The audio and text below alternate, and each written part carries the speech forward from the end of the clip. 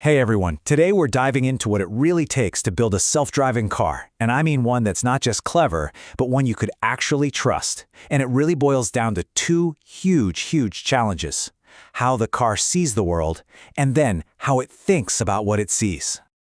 Yeah, it really all comes down to this one question. Think about it. We're not just talking about some fancy new software or a slightly faster computer chip here. We're talking about a level of trust that, well, it means we have to completely reinvent how a car understands and, just as importantly, protects its own reality. I mean, look at the kind of stuff a self-driving car has to deal with. It's this non-stop barrage of real-world chaos. A kid suddenly darts out from behind a car. Perfect reaction needed. You exit a tunnel into blinding sunlight, the car can't be phased. Those new LED traffic lights that kind of flicker, the car has to make sense of them. A piece of a tire sitting on a dark road, it's got to see it. And oh yeah, it has to do all of this while simultaneously fending off a potential hacker trying to take over. You see, this creates a two-sided problem. So the way we solve this is by thinking about it as two core pillars. First, you've got perception. Let's call it the car's eye. The question here is, how does the car see the world with perfect clarity, regardless of what's going on? Then you've got trust, the brain. How does the car take everything it sees and process it with total integrity, so you know for a fact that data hasn't been messed with? You absolutely need both. One without the other just doesn't work for real safety. All right, so let's tackle that first pillar, the eye. That's pretty simple, right? To make good decisions, a car has to start with flawless information. And this is where we get into the amazing science of the automotive image sensor. You know, the progress here over the past 20 years or so has been just incredible.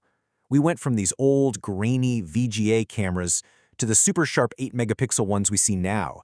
But to do that, the pixels themselves had to get ridiculously small. Hitting that 2.1 micron pixel size, that was the game changer. It was the breakthrough that let us cram super high resolution into a camera that was actually small enough and cheap enough to put on a regular car. But here's where a lot of people get it wrong. There's this myth that more pixels automatically means a better picture. In the world of self-driving cars, that is definitely not true. In fact, if you just jam more pixels in there, you can actually create more digital noise, like static, which makes the image worse for the AI trying to understand it. So the real goal here isn't pixel quantity. It's all about pixel quality. And a massive part of that quality comes down to something called high dynamic range, or HDR. You've probably seen this setting on your phone's camera. Think about it like this. You're driving out of a really dark tunnel, and bam, you're hit with blinding sunlight. Your eyes need a second to adjust, right? Well, a car's camera can't afford that split second. HDR is the magic that lets the sensor see all the detail in the dark shadows of the tunnel and the super bright sky, all in the very same instant. And that brings us to where we are today, the absolute cutting edge. The best sensors out there, like onsemi's Hyperlux, can hit a dynamic range of 150 decibels. Now that might just sound like a number, but trust me, that figure represents a colossal leap forward. It's a measure of the sensor's power to see through the most extreme lighting without losing a single shred of important detail. So what does 150 dB actually get you in the real world? Well, it means when the sun is right behind a traffic light, the car doesn't just see a big washed-out blob of light. It sees the color, it sees the shape. It means that pedestrians standing in a dark shadow is still perfectly visible. And, this is a big one, it means the car's AI doesn't get confused by the flickering of modern LED traffic lights, something our eyes don't even notice, but can totally throw off a normal camera. Okay, so let's say we've done it. The car has a perfect, crystal clear eye on the world. Great, but that's only half the battle. Because all that perfect data is completely worthless, or worse, actively dangerous, if the car's brain can be tricked or hijacked. So now we need to build the fortress. And the foundation of this fortress, it's not software. It's a technology called ARM Trust Zone, and it's baked right into the processor's silicon. The easiest way to picture it is like a digital fortress wall that's built directly into the chip, creating two totally separate and isolated worlds. So on one side of the wall, you have the normal world.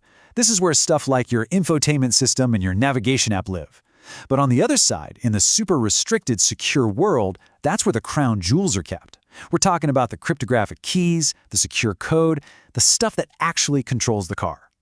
What this means is, even if a hacker finds a way to break into your music player, they just smack into a hardware wall.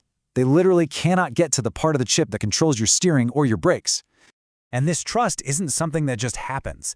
It's built from the absolute ground up the second you turn the car on, through a process called secure boot. Think of it like a chain. A special piece of hardware checks the first piece of software to make sure it's legit. Then that software checks the next piece, and that one checks the next, creating this unbreakable chain of trust. If any single link in that chain has been messed with, the car just won't start. Period. It stops malicious code before it can even load. Okay, so now let's bring our two pillars together.